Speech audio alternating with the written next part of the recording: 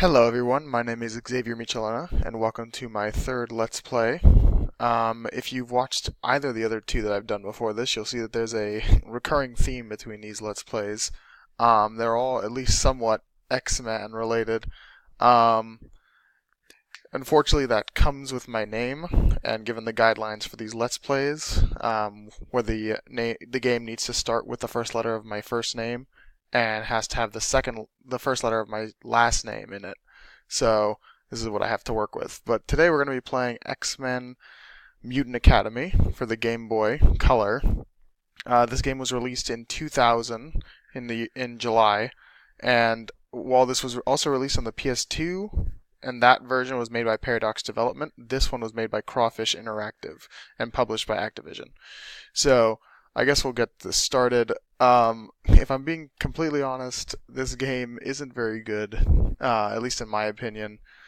Um, I've never played the PS2 version, but from what I've heard, it's a lot better. I'm gonna play as Gambit because I don't really see enough Gambit out there in the world. Alright, so let's see. Alright, so it looks like we're gonna be fighting Storm. Now this game does have combos and stuff, and different moves that you can use, but from my experience, and I know this is going to sound really bad, is if you just stay in one corner, crouch, and hit the punch button a bunch, you could just do this. And that's one of the biggest complaints that this game has had, is its difficulty. It's pretty easy. Yes, they'll break free sometimes, but for the most part, you could just do this and kind of win the game. While I was doing information research on this game, I saw that some people were able to beat this game in like 10 minutes, just based off that. There's also a versus mode, but since I don't have anybody else to play against, I'm just going to do the story mode. Um, but yeah, I mean, this game reminds me a lot of other fighting games that they ported to the Game Boy, like Street Fighter and Mortal Kombat. I mean, this game looks pretty nice. The colors are really good, but that's probably the best thing I can say about it. So we're just going to see how far I can get by just going to the back corner and pressing the punch button while crouching. And we'll continue to do that and see how far we can get. I'm currently recording this on Easter, so if you do celebrate that, I hope you have a happy Easter. Otherwise, if you're watching this later or you don't celebrate, I hope you just have a good day in general, you know? So I'm going to be fighting myself here. Um, I was trying to look up combo lists for this game just to make it more interesting, but to be honest, it's really difficult, especially on the computer, to do any kind of combos with these limited controls. So I'm just gonna try and press the punch button as quickly as possible so we can get through this and see if I can show you what kind of characters are in this game. All right, there we go. One more time, and we should be done with this guy. And hopefully you can't hear me pressing the Q button rapidly to punch. But here we go.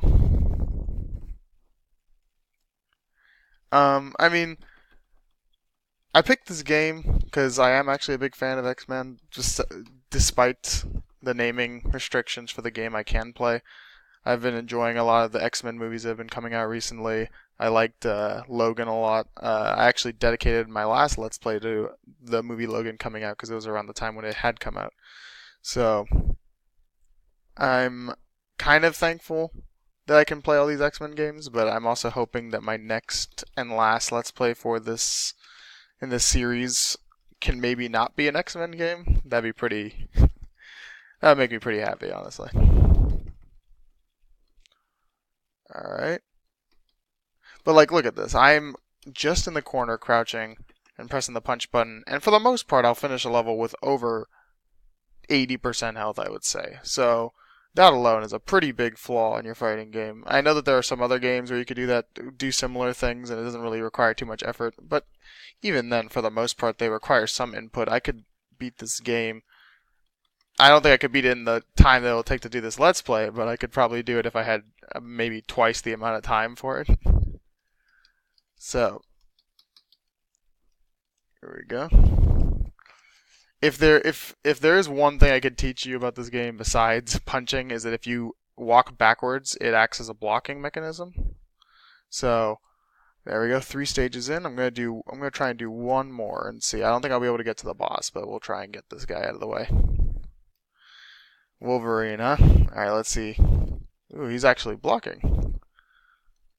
Maybe I should have picked Wolverine. Maybe not actually. Seems to be going down pretty similarly. There's also a rage meter at the bottom, as you can see, but I don't know how to access that on the Game Boy. I mean, I've genuinely pressed every button I can think of, and I couldn't find out what it was.